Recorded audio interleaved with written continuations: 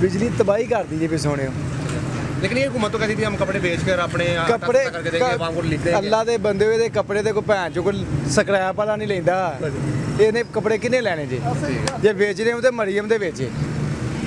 अल्लाह दे बंदे होए इन्हें ते जलील जे आंदा ही ਉਹ ਦੂਜਾ ਜਿਹੜਾ ਦਾ ਮੁਸਤਾ ਕੋਕਾ ਮੋਕਾ ਮਾਕਾ ਸਾਰੀਆਂ ਉਹਦੀ ਕੰਪਨੀਆਂ ਨੇ। ਹਾਂਜੀ ਉਹ ਤੇ ਆਂਦਾ ਹੀ ਮੈਂ ਡਾਲਰ ਵੀ ਨਹੀਂ 200 ਤੇ ਜਾਣ ਦਿਆਂਗਾ। ਪੈਟਰੋਲ ਮੈਂ 1 ਰੁਪਈਆ ਵੱਧ ਕਰਾਂਦੇ ਸਾਡੇ ਵੀ ਬਰਦਾਸ਼ਤ ਨਹੀਂ ਕਰੇਗੀ ਹਕੂਮਤ। ਹੁਣ ਕੀ ਪੇ ਕਰਦੀ ਹੈ ਰੋਜ਼ ਦੂਜੇ ਦਿਨ ਬੰਬ ਧਮਾਕਾ ਨਹੀਂ ਮਜ਼ਾਇਲ ਧਮਾਕੇ ਹੁੰਦੇ ਨੇ ਬੇ ਸੋਹਣਿਓ। ਠੀਕ ਹੈ। ਅੱਛਾ ਇਹ ਤਾਂ ਕਹਿ ਰਹੇ ਨੇ ਕਿ ਇਮਰਾਨ ਖਾਨ ਰਾਣਾ ਸਨਾਉਲਾ ਕਹਿ ਰਿਹਾ ਇਮਰਾਨ ਖਾਨ ਮੈਂ ਗ੍ਰਿਫਤਾਰ ਕਰ ਲਿਆ। ਓਏ ਵਿਚਾਰਾ ਮੁੱਛਾਂ ਨਾਲ ਬੰਦ ਰਹੇ ਨੇ ਕੀ ਕਰਨਾ ਇਹਨੇ ਜੋਗਾ ਹੀ ਨਹੀਂ ਅੱਲਾ ਦੇ ਬੰਦਿਆ। ਇਹ ਤੁਹਾਡਾ ਆਬਦ ਸ਼ੇਰ ਅਲੀ ਕੀ ਕਹਿੰਦਾ ਸੀ 20 ਕਤਲ ਕੀਤੇ ਨੇ ਇਸ ਬੰਦੇ ਨੇ। ਹੁਣ ਉਹ ਸਾਰੇ ਇੱਕੋ ਮਿੱਕੋ ਹੁੰਦੇ ਨੇ। ਅੱਲਾ ਦੇ ਬੰਦੇ ਕਾਤਲ ਬੰਦਾ ਹੈ। ਤੁਹਾਡੀ ਸਭ ਨਾਲ ਵੱਡੀ ਤੁਹਾਡੀ ਜਿਹੜੀ ਇਹਨਾਂ ਆਂਦੇ ਨੇ ਕਿ ਇਨਸਾਨ ਬਦਕਿਸਮਤੀ ਇਹ ਵੇ ਕਿ ਕਾਦਰ ਪਟੇਲ ਨੂੰ ਤੁਸੀਂ ਜਨਾਬ ਵਜ਼ੀਰ ਸਿਹਤ ਬਣਾ ਦਿੱਤਾ। ਜਿਸ ਬੰਦੇ ਨੂੰ ਮੈਟ੍ਰਿਕ ਨਹੀਂ ਪਾਸ ਉਹਨੂੰ ਤੁਸੀਂ ਵਜ਼ੀਰ ਸਿਹਤ ਬਣਾ ਹੜਿਆ।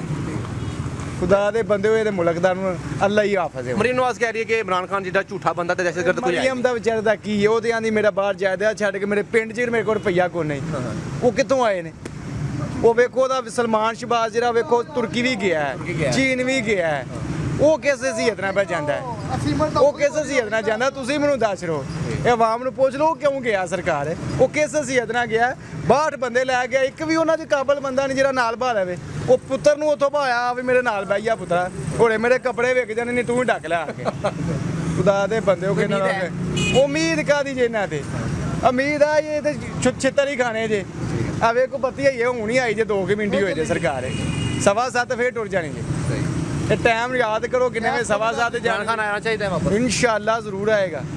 ਦੋ ਮੈਂ ਪਿਆਨਾ ਗੱਲਾਂ ਤੇ ਬੰਦੇ 220 ਸੀਟਾਂ ਹੋਣਗੀਆਂ ਜਿਹੜੀਆਂ ਅੱਗੇ ਆ ਵਿੱਚ ਲੋਟੇ ਲਾਟੇ ਰਹਿਣਾ ਇਹ ਨਸ ਭੱਜ ਜਾਣਗੀਆਂ इंशाअल्लाह।